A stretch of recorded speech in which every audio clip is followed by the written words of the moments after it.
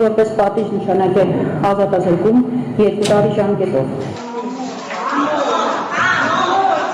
Չնայած աջակիցների բուռն ու բացասական արձագանքին Միքայել arczepiskopos Աջապահյանը հանգիստ ու ժպիտով ընդունեց դատավոր Արմինե Մելիքսեթյանի վերդիկտն ու հաղթական ժեստով հեռացավ նիստերի դահլիճից։ Որոշումը Սրբազանի համար սպասելի էր, որ Շիրակի թեմի առաջնորդը կդատապարտվեր, գիտեր նաև նրա փաստաբանական խումբը, բայց օրինական որոշում կայացնելու պաշտպանների հույսը մարեց ամենավերջում։ Երևույթը ինքնին սպասելի էր այս դատավորից եւ այսօրվա իրադրությունից, որովհետև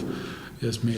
առիթով ասել եմ, ոչ թե դատավոր էր, այլ դատավորի պատմուճանի մեջ դրված մարդ էր, որը որ բացարձակ կապ չուներ դատավորի ֆունկցիաների հետ եւ ինքը ընդամենը հրաման կատարող էր եւ հաստատող կատարող էր, ամենահասարակ, ամենապրիմիտիվ խախտումները թույլ է տվել եւ ընդհանրապես կարծեք թե ինքը դահլիճում չէր գտնվում, ուղղակի սպասում էր թե երբ է գալու վերջը եւ ամեն ինչ անում էր, որ վերջը շուտ գա։ Վերջը շուտ մոտեցնելու դատավոր Մելիքսեթյանի ջանքերն ապարդյուն չանցան։ Դատավարությունը մոտ 2 ամիս տևեց, ինչ պարզեց արագացված ընթացակարգով ընթացող դատաքննությունը եւ ինչպես հիմնավորվեց Սրբազանի մեղադրանքը։ Չէին հիմնավորում, որովհետև չէին կարողանում հիմնավորեին։ Չէին պատճառաբանում, որովհետև չէին կարողանում պատճառաբանել։ Ամբողջ դատական process-ի ընթացքում ձայնագրությունները ուղիղ եթերով կա, խնդրում էինք, պահանջում էինք, ասում էինք ցույց տվեք մեղադրանքի ձևակերպման մեջ կոչ բառը, ոչ թե բառը, որ այդ ո՞րն է այդ կոչը, որովհետև դուք անձին հիմա մեղադրանք եք ներկայացրել իշխանություն բռնազավթելու կոչ հնչեցնելու համար։ Եթե կոչը չկա, հանցագործությունը չկա։ Մենք ասում ենք կլինի ցույց տակ։ Ամեն նիստին ասում են, ձեզ վստահեցնում ենք, որ գալու է եզրափակիչ ելույթների պահ եւ մենք դրա մասին ասելու ենք։ Ձեր բոլոր կասկածները դահլիճում գտնվող բոլոր կասկածները փարատելու են։ Հենց այդ ժամանակ է ասում, որ չեք ասելու, որովհետեւ չունեք։ Եկան հասան եզրափակիչ ելույթներն, ասում ենք միջև այդ ասել էինք։ Դատարանի որոշումը Միքայել Աջապահյանի ու փաստաբանական թիմի համար համոզիչ չէ, մինչև վերջ էլ Սրբազանը չընդունեց մեղադրանքը, այն համարելով քաղաքական պատվեր ու հետապնդում։ Պաշտպանի գնահատմամբ որոշումն անօրինական էր, իսկ գործընթացը ոչ թե իրավական, այլ կոնկրետ անձի ուղիղ հրահանգով։ Երբ որ Հայաստանի Հանրապետության վարչապետը եկեղեցուն թիրախավորում էր եւ Միքայել Սրբազանի վերաբերյալ այդ օրը կոնկրետ գրառումներ ա կատարել, առավոտյան 8:59 րոպեին իր Facebook-յան էջում գրառում ա կատարել,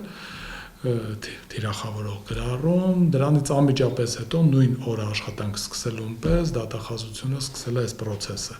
Ու դա ուղեկցվում է վարչապետի, գործող քաղաքական ուժի ներկայացուցիչների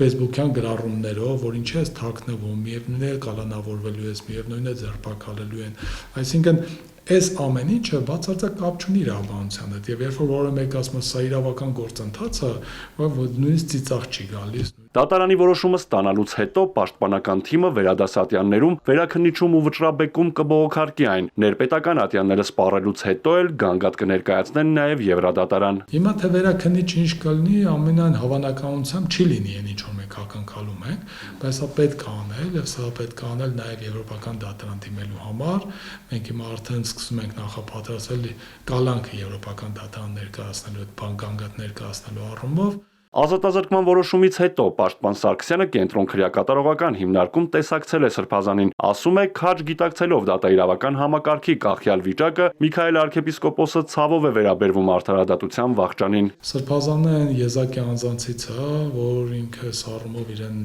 ես երբեք չեմ տեսնում ընկճվածություն, նույնիսկ երբեմն մեր որոշ ընկճվածություն ինքն է փորձում թոթափել, փորձում է հումորով հարցին մոտենալ եւ այլ, այսինքն այս առումով որևէ խնդիր չեմ տեսնում, կա ակնհայտ անարդարության մեծ զգացում, կա ցավ կոնկրետ այն անձանց համար, ովքեր որ այս գործողությունները կատարել են ու կատարում են, այսինքն այս ամեն ինչը կա եւ սա շատ բնական է։ Փաստաբանի գնահատմամբ բարեկեցիկ երկրի հիմքում անկախ դատական համակարգն է, իսկ մեր երկրում դատավորները որոշում են կայացնում ոչ թե օրինականության շրջանակում, այլ իրենց աշխատանքը չկորցնելու, չհետապնդվելու համար։ Սարգսյանը նաև հայտնեց, որ ոչ իրավական գործունեության ու անօրինական որոշման համար պաշտպանական թիմը վերադասատյաններում դատավոր Արմինե Մելիքսեթյանին կարգապահական պատասխանատվության ենթարկելու միջնորդություն է ներկայացնելու։ Արթուր Հակոբյան, Ալեքսանդր Կիրոյան, Էպիկենտրոն։